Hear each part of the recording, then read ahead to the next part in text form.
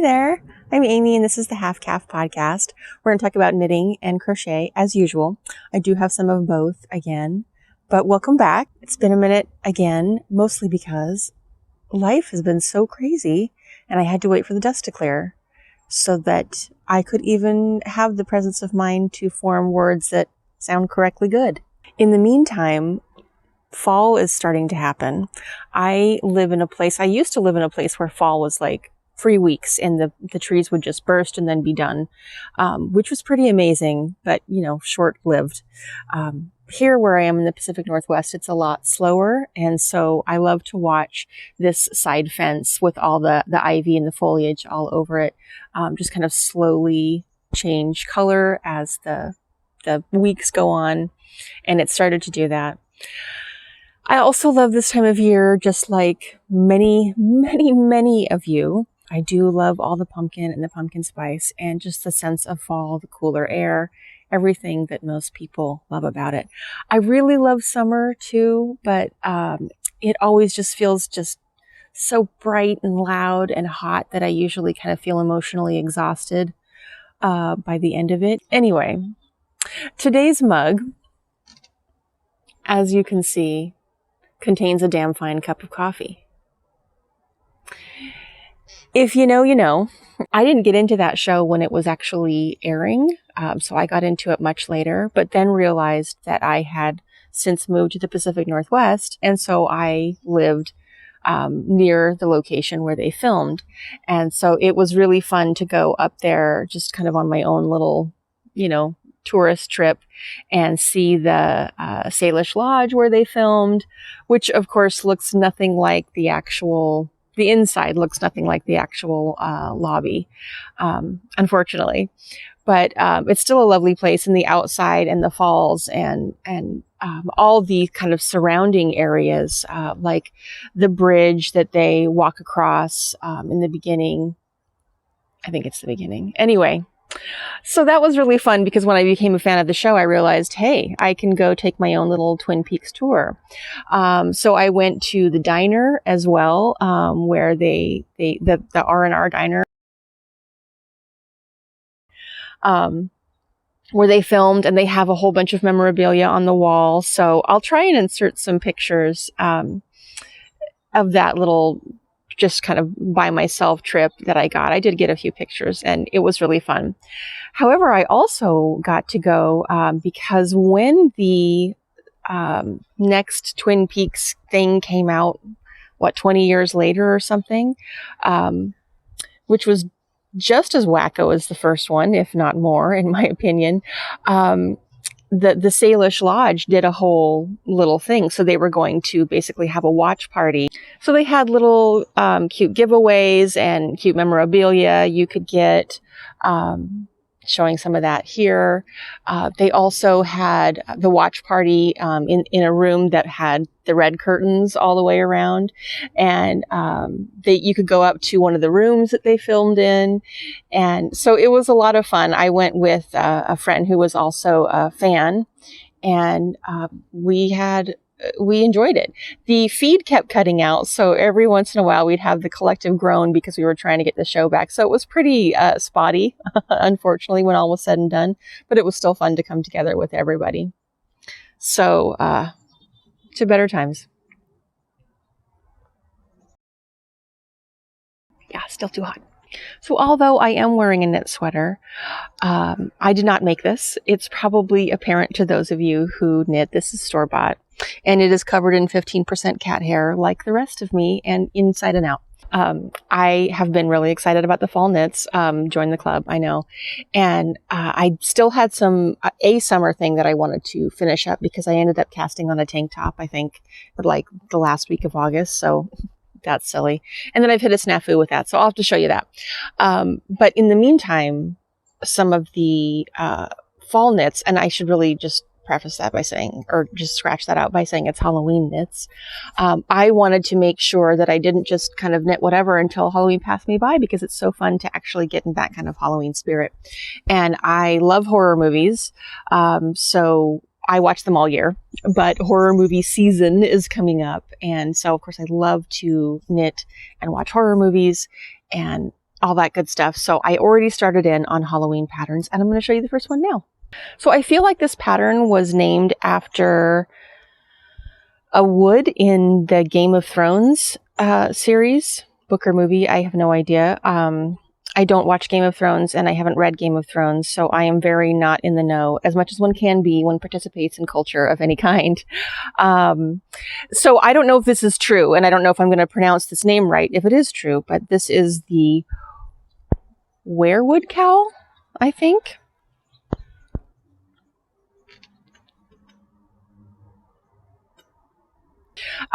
This was used by, I used some minis and some leftover yarn. So the white is actually kind of an off-white and has flashes of pink in it. I don't know if you can see that. This is Rosewater by Voolenvine yarns, because that's what's left over, or that was what was left over from my Dingley Dell tee, which is the white cream color in there is Rosewater. So I used that, and I wanted to make the kind of white haunted looking trees so that the background would be dark, and we're entering a dark, dark wood. I hope so.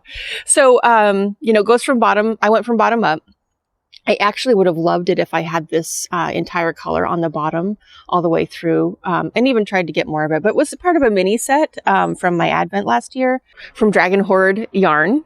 So I did actually check if she happened to have any more, and she's sweet, and she checked for me, but of course she didn't, and that's okay. So you can kind of see that line towards around the eyeballs of where it switches colors, but hopefully it's nice and subtle, and it's kind of cool. It looks like the light changing through the trees in the background, maybe the night falling or getting brighter toward the sky. I don't know, pick one.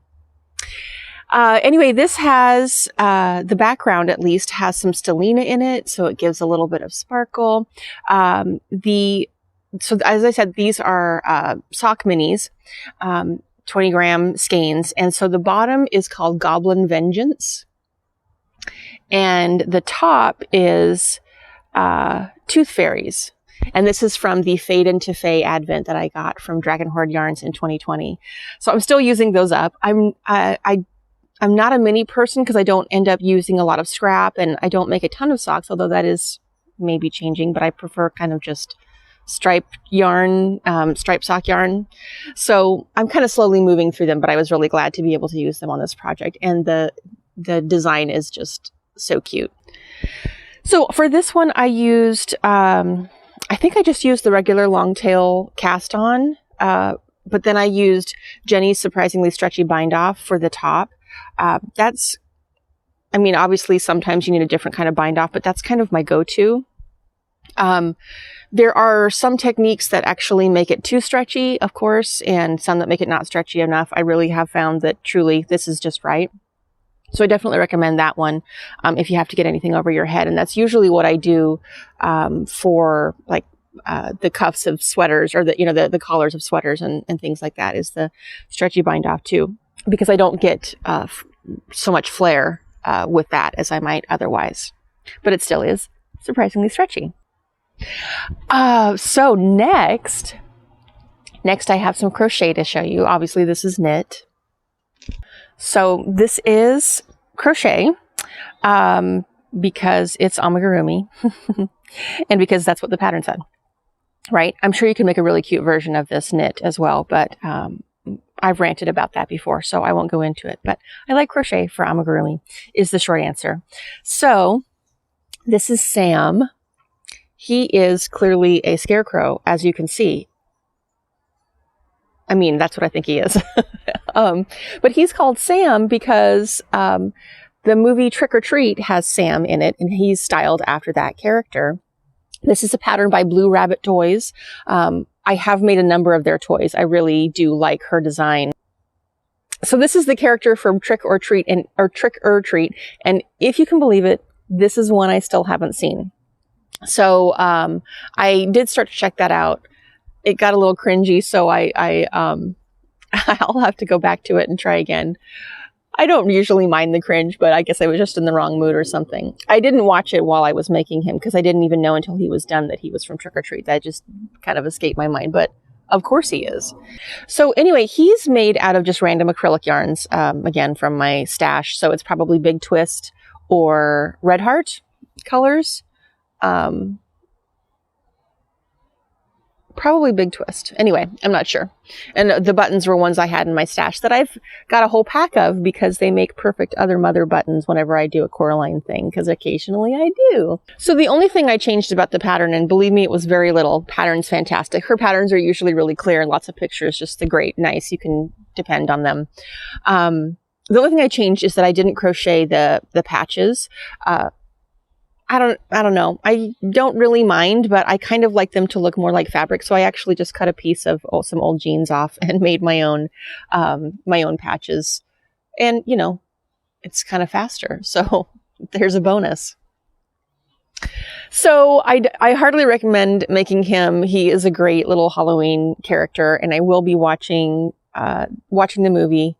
And then I don't know if it's too scary. Maybe I'll have to give him away, but no, he's too cute. So now I want to show you what's behind me. No, not that. This. This isn't quite finished blocking yet. Well, I think it's finished blocking, but it's not finished drying. So does that mean it's finished blocking? I don't know. It's not super damp. It's just that kind of cold damp where you can't really tell. So hopefully it'll be okay, but I had to take it off to show you. Obviously this is too big, but this is the Loft shawl.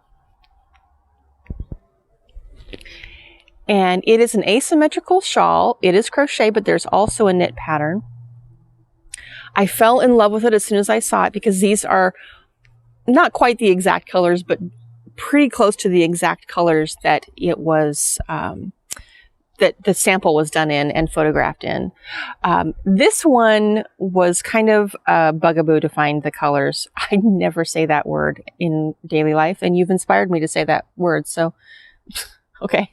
Anyway, so I got a kit from Montana Crochet, and she had 3 colors in it. I don't remember what the third color is because I didn't end up using it.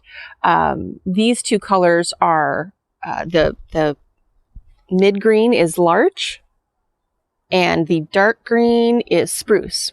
So there was another lighter color, that I'm going to use for something else. But I didn't use it on this because, oh, no, there was a medium color. Sorry. There was a color in between those that I didn't end up using. It's lovely, and I will absolutely use it for something else. But this was a really, so this was a fade kit, which is great. But it kind of faded too gently. So it wasn't more like a coordinating kit. It was actually like, you know, proper like fade into another color, which is great, but I kind of didn't realize that. So I needed more contrast for this, because I bought that kit for this. So I ended up having to find a third color. And as I think I discussed last time, it took me a couple tries and I had to knit up probably, I'd say I got not too far, but crochet. But I did this, and then I probably had to get about halfway through this section before I realized it's not working for me. So one of those was a sage, and it just turned out to be kind of too gray. I forget what the other one was, but that also just looked too kind of dull. So I had to go with a yarn that I probably wouldn't have got just kind of seeing it, but I had to take my yarns to the yarn store and compare them. And of course, she was really lovely to help me, you know, pulled all these yarns to see if they fit. This is a lovely lady from All Wound Up, which is one of my favorite yarn stores here locally. Shout out. So she helped me, and we finally decided on, basically this is like a mint. Did I write down what this one is? It's a Malabrigo color. Mechita, I think, which is just a fingering. I can't remember if it even has nylon in it. Super prepared here. This is called Water Green. So that's this lighter color. And I think that it's 98% perfect. So, I was definitely glad to finally be able to get started on this. This definitely took a while because shawls do. And, the only thing I changed about the pattern, I used the same hook size, and everything, but the only thing I changed is, I don't know if you can see this, but for the stripes, I crocheted in the back loop only. So it kind of just makes this sort of like subtle ridged effect. And that's something I often like. It's kind of like twisted rib. I almost always use it. Not every time, but it just, I like the extra, I don't know, detailed definition. So I did that for the stripe sections. But other than that, I did everything according to pattern. I actually have enough of these yarns made left over that I can probably make something, and I'd probably do another color work thing. So like maybe a pair of gloves or something, fingerless gloves in these color tones.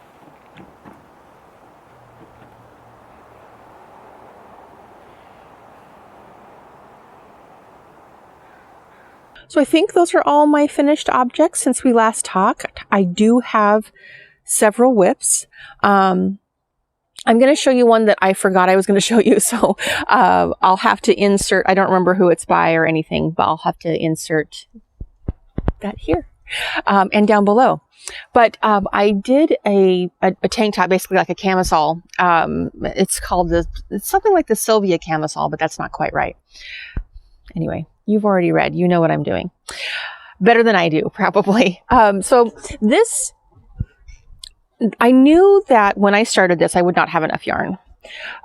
So what I was going to do is hope for the best, but really, I would just figure it out, right? I had another red yarn that, doesn't really match, but I figured, so I don't wear a lot of just like tank tops, just open. I'll probably like wear it under something, or maybe just around the house or something. So I don't know why I decided I just had to do a tank top again in the second week of August. But I decided that I would do that and leaped in and used this gorgeous, gorgeous red yarn, which is maybe my favorite color ever. And knew I wouldn't have enough. So I was just going to probably substitute it with that other red that doesn't really match but is okay enough and wouldn't maybe be seen because it'd be on the bottom or it'd be just the straps or something like that. So I measured and I think I did the right size as far as what I was expecting, but it turned out to be a little too big. So anyway, here's my dilemma. But first, have I told you about this bag? I don't know if I have. This is a crochet bag that I just made up. So one of my favorite kids shows is called Sarah and Duck, and it is a BBC show. It is just utterly wholesome. And I don't know if I've talked about it before because I've made some characters from there. So I may have showed you those. I don't remember. But I identify with Scarf Lady on the show because she is an uber knitter. And like her house is made of, like everything in her house is made of knit. And she's awesome. So I recommend watching it. And I recommend watching especially episodes that involve Scarf Lady, which a number of them do. They are absolutely precious. She has a talking bag because, of course, and Bag is, because his name's Bag, because perfect. Bag is sarcastic and grumpy and just totally hilarious. So I made myself a bag, like Bag. I haven't put his face on because I'm sort of too chicken to mess it up. So I just haven't got around to it. But I'm Scarf Lady and this is my bag. I also got some specially made fabric for Sarah and Duck, and I did the lining for the bag. So a little pocket. So I love this. The only problem is that it doesn't close. This is just plastic canvas that I made the bag shape out of, and then I sewed the lining on to the outside of the bag, and so the plastic canvas is in the middle, so it keeps its shape, but it doesn't really close. I might be able to figure out how to close it, make a couple of snaps, which would be good. Most of my bags really need to close because I have two cats that love to eat yarn, especially yarn that is 100% wool. Anyway, we're not talking about the bag. We're talking about the work inside. So again, this is the tank top. I blocked it when I finished the cake of yarn that I knew I was going to run out of, because I wanted to see just how much length I would really get, especially because I need to do the straps, and I need to make sure that the straps aren't going to be so long that, you know, the tank top droops, or that it's, anyway, you know, all that. So I didn't get as far as I'd hoped. I got pretty far. I'm kind of holding it screwy because it's shorter in the back. But anyway, isn't this gorgeous yarn? It might be hard to see the true color. It's not like a tomato red. It's more a dark red. But it's very, very simple. It's all stockinette. I had to do 4 little triangles, essentially. And I've got provisional cast-ons on each one so that I can connect the straps. That's the blue. And the back is just the same, only a little bit lower. So I joined those all together, and then it's just stockinette. There's not even any waist shaping or anything. So the trouble is, it's too big.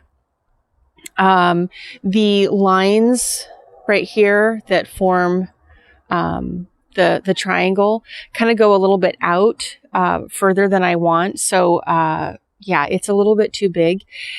So now I don't know what I'm going to do, because if I was going to keep it, it doesn't matter that I'm going to do some kind of mismatched yarn or whatever, because I wouldn't be seeing all that part. And it's just me. I don't care.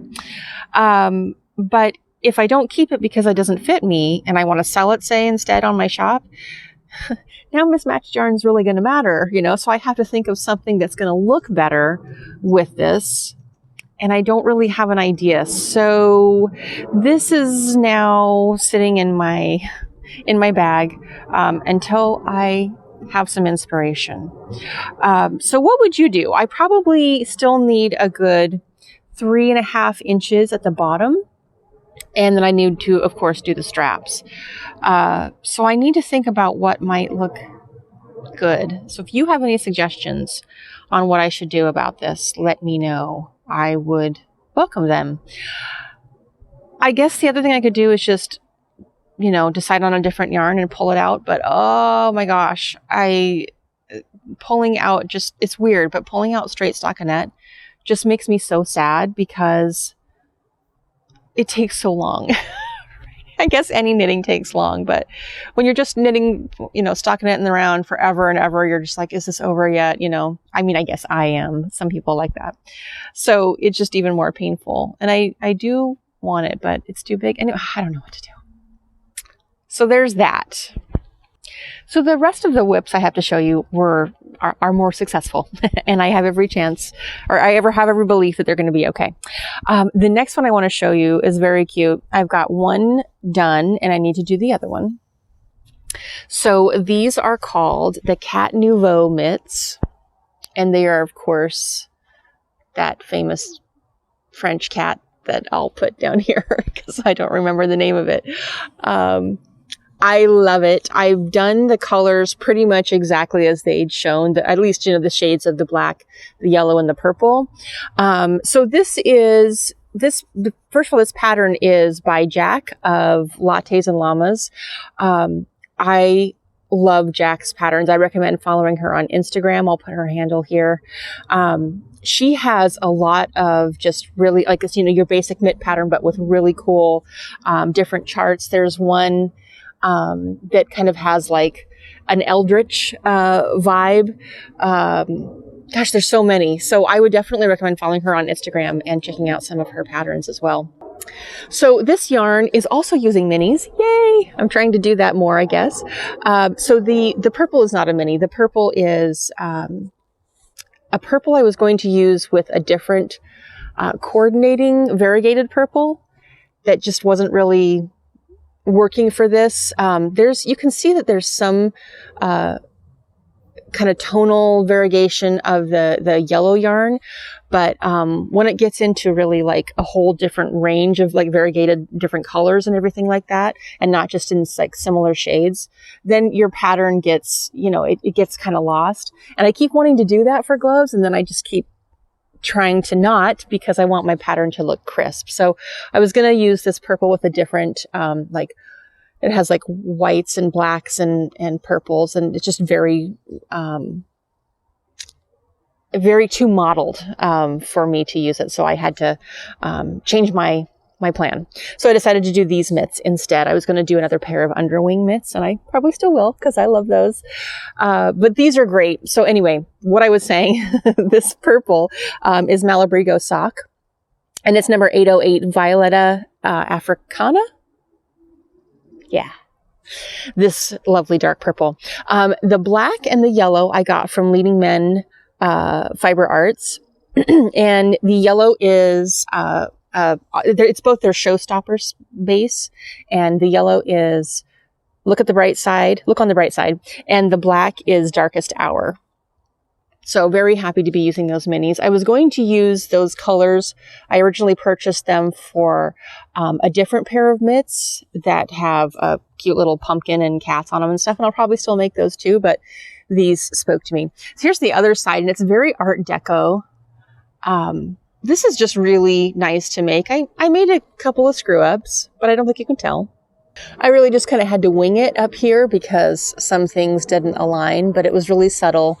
And I could kind of intuit the pattern of the length of stripes. So, so I did. So I messed up a little bit, and I don't think you can tell.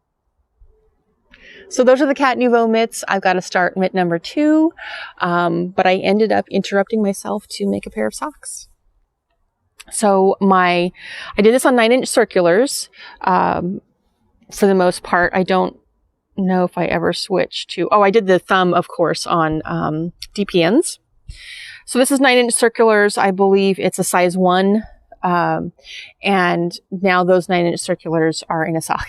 So I'll have to get back to that.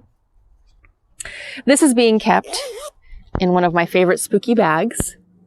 And I don't remember who it's by, so I'll put it down here. So my last project I want to show you is being kept in this cute little plaid bag. Well, the work in progress. The other one is finished. It's socks. It's got a cute little stripe on the inside. I am a plaid argyle stripe lover. So when I saw that, it combined almost all my favorite things. So this is another pair of socks, and I've got one finished, and I've just started on the other one. These are vanilla socks on 9-inch circulars by Crazy Sock Lady, my go-to sock pattern at the moment. So your basic construction, it's just a shorty. I probably ended up doing not even 20 rows right here after the ribbing. I probably did like 8 rows of ribbing, and then something like 16 or 18. I'm kind of just letting the stripes guide me, so I just did a couple of stripes and then went ahead into the heel. So it's heel flap and gusset. I didn't do any special planning with the stripes, so you can see how it, kind of like hops back into the green here because I did the heel flap in all that brown. Anyway, this is yarn by one of my favorite dyers. I really love her striped sock. All her colors tend to look really vintage, and she just nails it. And she makes striped sock yarn. So this is just kind of my go-to for socks. Unless I have a skein that I don't know what to do with, usually because it's variegated or some kind of crazy colors that I don't know how to work it into anything else. So socks can be as crazy as you like, right? I think that's mostly all to say about that. I end up doing 64 stitches generally, but I start with 60. This is a 64 and it's a little bit big, so I usually start, if I remember to, with 60 stitches until I get to the heel flap. Then right before I increase to 64, and then the rest of it is all 64 stitches all the way down, an 1.5 inches for the toe, pretty standard, according to the pattern.